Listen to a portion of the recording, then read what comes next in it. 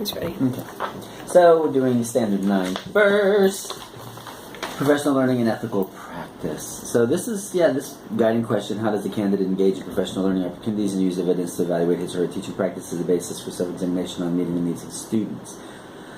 So this is a pretty strong one. Well, the data stuff is something the school's getting stronger with. So it's hard, but we'll start with the professional learning experiences. That, that's definitely an outstanding. You've participated in all the activities that we've had. We had some consultants come in. We worked with those consultants on Skype, and I know that you've continued all of that, and you've met with him, and you've taken his feedback, and you've utilized that feedback instead of just listening to it and moving on. So that's been definitely a positive there. I think you seek out opportunities for reflection and growth, so that's always a good thing. Data to evaluate outcomes. You do that with your TC. Next year we're going to do that a lot more with the DRA and also with the MAP. But that's kind of like a school shift. This year we didn't ask people to do much with that data because we were just coming in. There was just some people didn't even know how, what to do with it, and so next year we'll be doing that a bit more. So in addition to the kind of anecdotal data that you get from your students when you're going around and talking to them during their conferencing, we'll have more like formative and even some summative assessment data with MAP and things like that that we'll do activities with as a group for planning, like looking at what we're doing with the kids. Well, I guess in changing them, using the DRA to change their groups, their guided reading is sort of like using the data. Yeah, no, of course, because that's what that's how exactly how you would put their reading groups together was the DRA. Okay.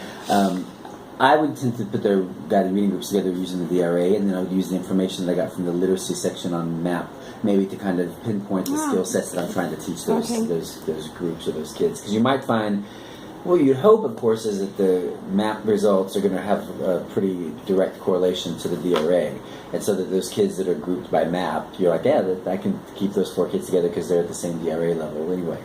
But if it doesn't, then you might have, you'll have some shifting groups. You'll have like the guided reading groups when they're reading, and then you might have some small group work when you're doing word study because those kids share a common area that they're working on.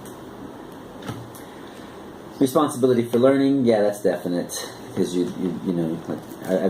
what I wrote in my final evaluation, which by the way, Teach Now, it seems like it might have disappeared, even though I just saved it, but I might have to do it again. But anyway, it's a platform issue. Was that you were one of the early adopters of the change over in the curriculum, which has been a strong thing. A strong thing for the school. I mean, it's hard to do when you're coming into a school where there's people who've been there for a while, and also everybody else is a more veteran teacher than you are.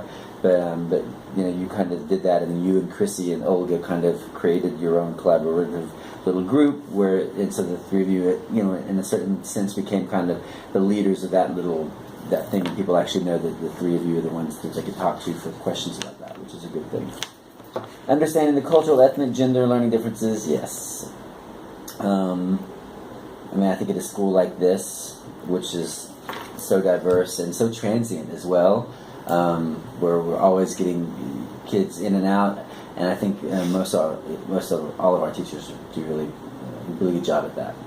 Even if they don't do a good job of teaching them anything, they do a good job at this social aspect of it. And using information and technology, this is once again one of those things that the school will be doing more for the information, and for the technology. I mean that standard you're kind of held back on because the school just doesn't have the technology. Like next year we'll have more.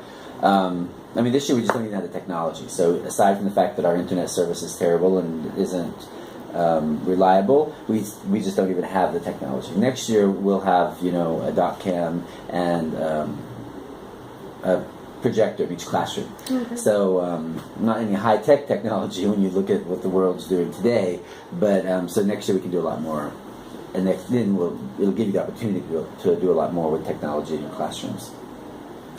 So overall, that was it, right? That's it. Yeah. So for 9. Yeah, that was it for 9, right? That was it. Yeah. Was that it for 9? Yeah. Okay.